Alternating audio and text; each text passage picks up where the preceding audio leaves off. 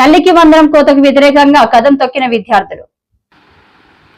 తల్లికి వందనం కోతకు వ్యతిరేకంగా కదం తొక్కిన విద్యార్థులు. విజయనగరం ఆర్టీసీ కాంప్లెక్స్ జంక్షన్లో ఇంటర్ విద్యార్థుల ఆందోళన మానవహారం నిర్వహించి కూటమి సర్కార్కు వ్యతిరేకంగా నినాదాలు. ఒక్కో విద్యార్థికి 15,000 రూపాయలు వెంటనే ఇవ్వాలని డిమాండ్. విద్యార్థులందరికీ తల్లికి వందనం పథకం అమలు చేయాలి.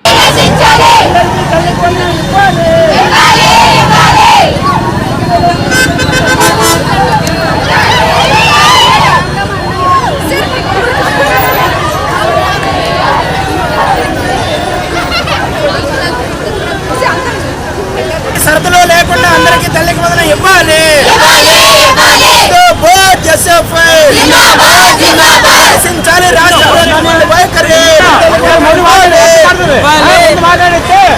విజయనగరం జిల్లా అధ్యక్షుడిని ఈ రోజు విజయనగరం జిల్లా కేంద్రంలో ఇంటర్మీడియట్ విద్యార్థులతో తల్లికి వందనం కార్యక్రమం పైన ఆందోళన చేయడం జరుగుతోంది.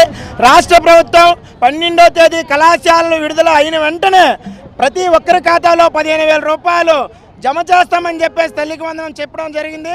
కానీ నిన్న 12వ తేదీన రాష్ట్ర ప్రభుత్వం నిధులు విడుదల చేయకుండా నెక్స్ట్ మంత్ 5వ తేదీకి పోస్ట్పోన్ చేయడం జరిగింది. గతంలో విద్యా దీవెన వసతి దీవెన విషయంలో కూడా ఇలాగే పోస్ట్పోన్ చేసి ఇప్పుడు కూడా ఆ నిధులు విడుదల చేయలేదు. దీనివల్ల విద్యార్థులు ఇబ్బందులు పడుతూ ఉన్నారు. వాళ్ళ తల్లిదండ్రులు ఫీజులు కడతారు, అమ్మఒడి వస్తుంది, కాలేజీలో ప్రైవేట్ కాలేజీలో జాయిన్ చేస్తే ఈ రకంగా వాళ్ళు మోసం చేయడం సరైనటువంటి పద్ధతి కాదు. గత ప్రభుత్వం అనేక షరతులు పెట్టి తల్లికి వందనంలో విడుదల చేసింది. మా ప్రభుత్వం అలా కాదు. ప్రతి ఒక్కరూ కూడా ఈ జనాభా తగ్గిపోతుంది రాష్ట్రంలో. మీరు అందరూ పిల్లల్ని కనండి. మీరు ఎంతమంది పిల్లల్ని కంటే అంతమందికి కూడా 15,000 అని చెప్పినటువంటి రాష్ట్ర ప్రభుత్వం ఈరోజు ఈ రకంగా షరతులు పెట్టి కోత విధించడం సరైనటువంటి పద్ధతి కాదు. ఇచ్చినటువంటి 15,000లో 2,000 రూపాయలు కళాశాలలు పాఠశాలలు అభివృద్ధికి అని చెప్పేసి కోత విధిస్తూ ఉన్నారు. మీరు కోతలు విధించడం దేనికి? మీరు ఇస్తామన్నటువంటి 13,000 ఇవ్వాలనుకుంటే 13,000 అని చెప్పండి. కానీ 15,000 చెప్పి 2,000 కోత విధించడం సరైనటువంటి పద్ధతి కాదు.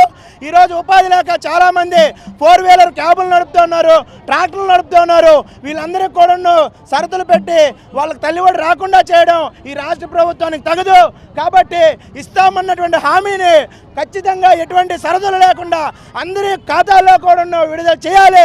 లేని పక్షంలో రాష్ట్ర వ్యాప్తంగా ఈ యొక్క ఉద్యమాన్ని మరింత ఉధృతం చేస్తాం.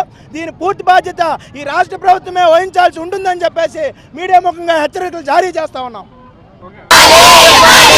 షరతులు లేకుండా అందరికీ